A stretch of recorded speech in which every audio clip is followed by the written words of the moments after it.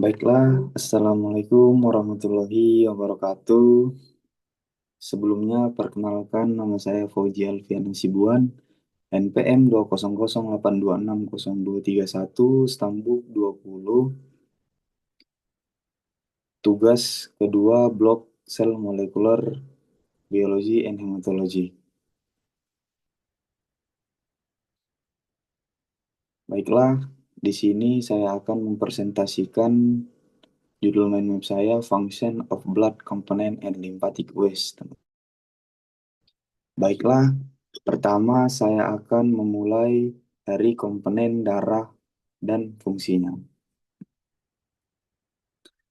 Baiklah, sebelumnya kita harus mengetahui komposisi pada darah tersebut, yaitu di mana darah ini terdiri dari atas plasma 55%, teman-teman, dan sel darah itu ada 45%.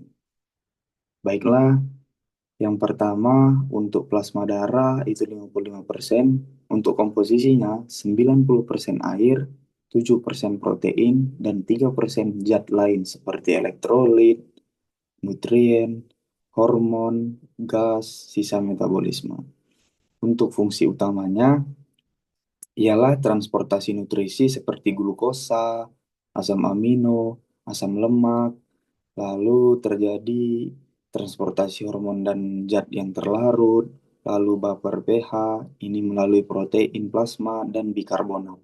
Menjaga tekanan osmotik juga terutama di albumin, teman-teman. Lalu faktor koagulasinya yaitu terjadi fibrinogen dan protrombin.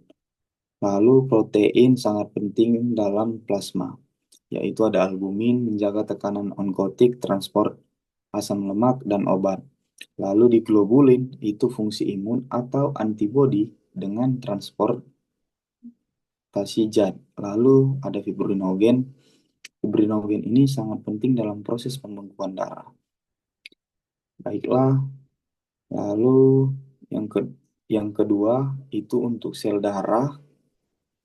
Di situ ada eritrosit, yang dimana eritrosit ini sel darah merah yang mengandung hemoglobin untuk mengikat dan mengangkut O2 dari paru ke jaringan dan CO2 dari jaringan ke paru.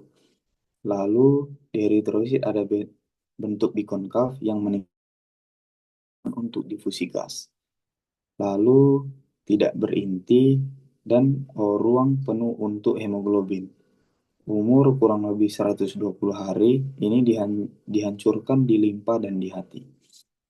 Lalu ada leukosit juga di sel darah atau sering kita sebut sel darah putih, yang dimana fungsi utamanya itu pertahanan tubuh atau imunitas.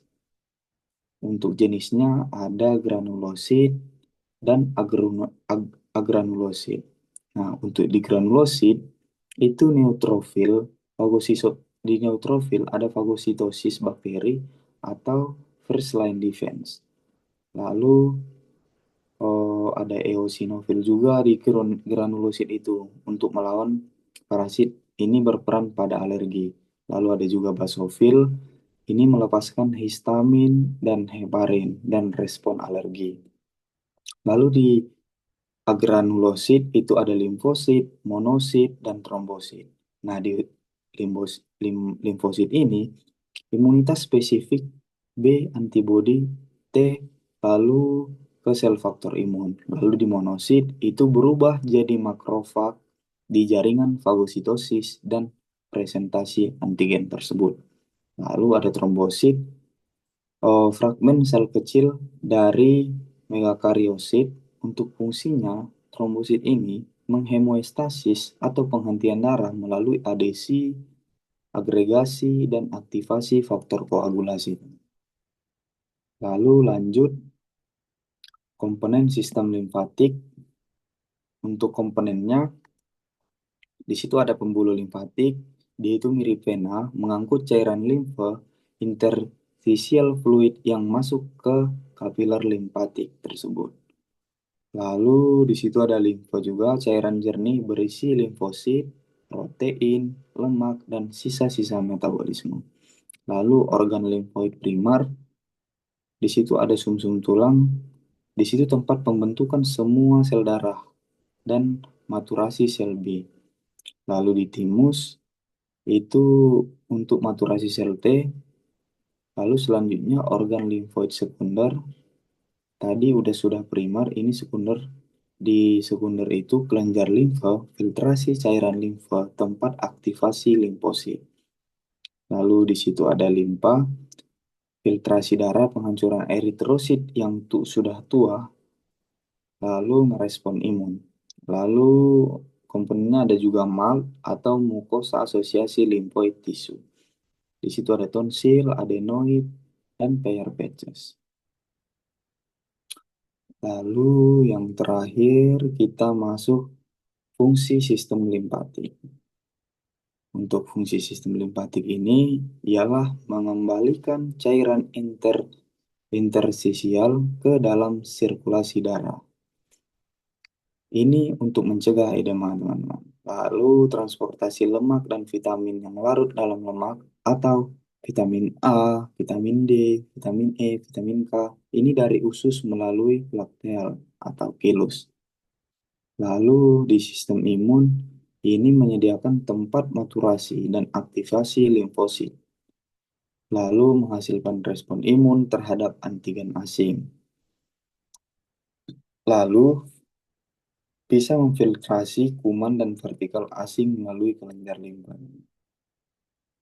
Mungkin segitu saja presentasi mind map saya tentang function of blood component and lymphatic ways. Baik, ini referensi yang saya gunakan untuk mencari materi saya tersebut di blog Cell Molecular Biology and Hematology. Baik, kurang lebihnya saya mohon maaf. Terima kasih. Assalamualaikum warahmatullahi wabarakatuh.